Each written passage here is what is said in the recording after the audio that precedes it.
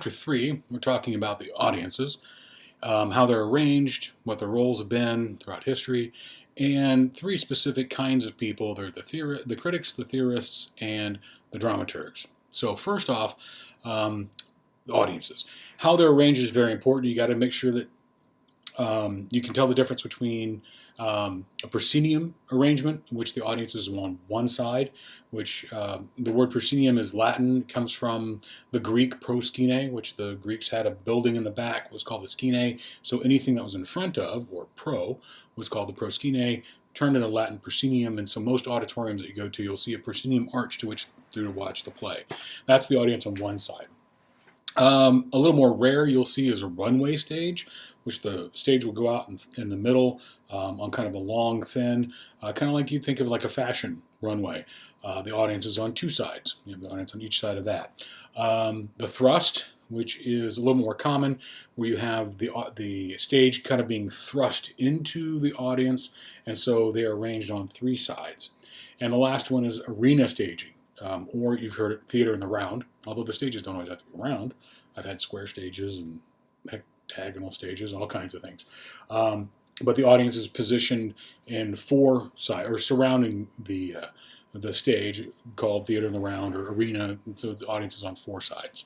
So 1, 2, 3, 4. Clapping is true.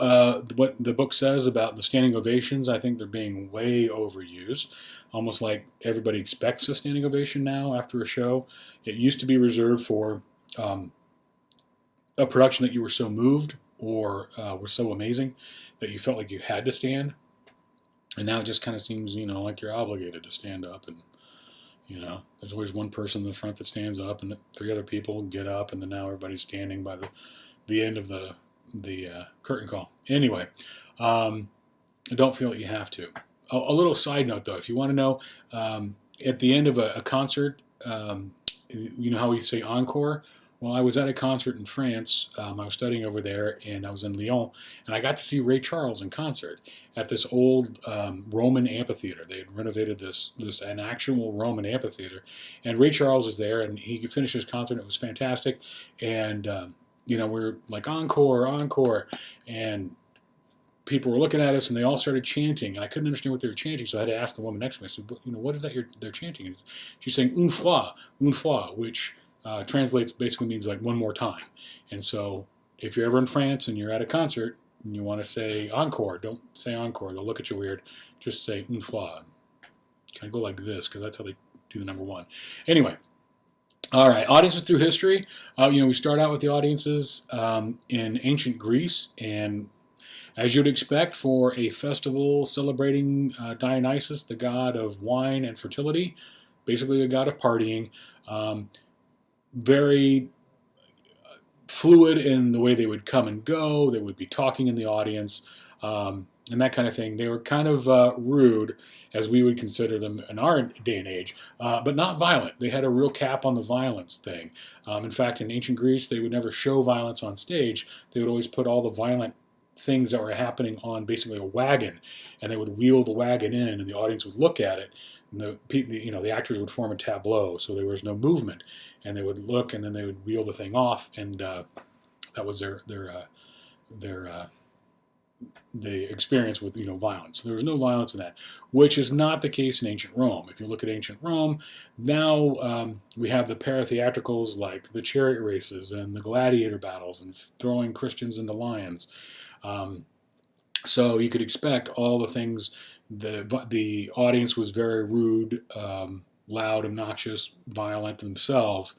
And so when Rome fell and the church took over in the medieval period, you can understand why they were not excited to have theater come in. So audiences then were pretty inattentive. They were all illiterate. So people they'd start using teaching of the church to help they'd use the theater as part of teaching for the church. And so that's how they kind of got theater back in, is that they started doing biblical ideas. They would do biblical stories we'll get into that a little bit later with the theater history. But keep in mind that the audiences were very inattentive, they were rough, and they were illiterate. Which in the Renaissance, the Commedia dell'arte was fantastic in capturing their attention. They would do slapstick humor, funny plays, and they would be able to wheel a wagon up, open it up as a stage, and have people gather around in the courtyard and capture their attention. They would pass the hat and collect their money, and they were great at keeping their attention. But it wasn't until the English Renaissance when we actually got an actual gate where we could actually charge admission. So the inns back in those time in London and other places were basically four walls, and they had kind of a courtyard in the middle where the sun would come in. And that's where they would actually start performances. And it was great because there was a designated entrance, a designated exit, and so they would pay money, and they would actually get to keep the money, and they had a guaranteed revenue stream, which was fantastic. So they started building theaters that really resemble that kind of a courtyard. So you've got the Globe, and then there were other ones like the Swan, the Rose, and any other one-word noun you can think of. They had to describe these theaters. And Shakespeare was really great at keeping their attention too. Like the Italian Renaissance, the Commedia dell'arte players, Shakespeare had a lot of sword fights. There would be a lot of blood on stage. There would be a lot of, there are stories about guys coming up from the audience and actually sword fighting an actor. Like, you can't do that, right? That's not how you really parry. And they would go up there and get thrown off the stage. There were a lot of rude and loud people in the audience at that time, which changed in the 19th century. This is where we got a lot more industrial, because the industrial age. We had the invention of the folding seat. A guy named Steele MacKay invented a seat where you sat down on it when you got up. The seat folded up like that, so you could fit a lot more people in. They got rid of the thrust stage, and so now it was all more proscenium. And they had some pretty amazing technological advances for that time. They actually had horse races on stage. They had a treadmill that would go, and you can actually see a horse race or a carriage, like a stagecoach, on stage. And they had moving scenery and all kinds of amazing things. So that's kind of how we've gotten into the audiences today. We're kind of more used to that industrial kind of feel to it. As far as the three different kinds of roles that you'll find as an audience member, there's the critic, who is very important today. Although with the invention of the internet, that role is kind of changing quite a bit. The role of the critic is to describe, to analyze, interpret, and even make a judgment on the play, which can have a major financial impact on how that play does. Sometimes not. Sometimes people ignore the critics and go see Cats anyway. But nowadays with the internet, there's a lot more access to opinions. So there's a lot more people that will be able to, put their little stamp on their star rating or whatever it is that they have as far as critics go. Theorists are very important as well. They're crucial to this idea of helping the audience process what they're watching or what they can expect to see. And so theorists sometimes work hand in hand with the production, and they're able to come up with a theory as the production is happening. They develop the theory as it's going on, or they're looking back on this new production process and come up with a theory for it.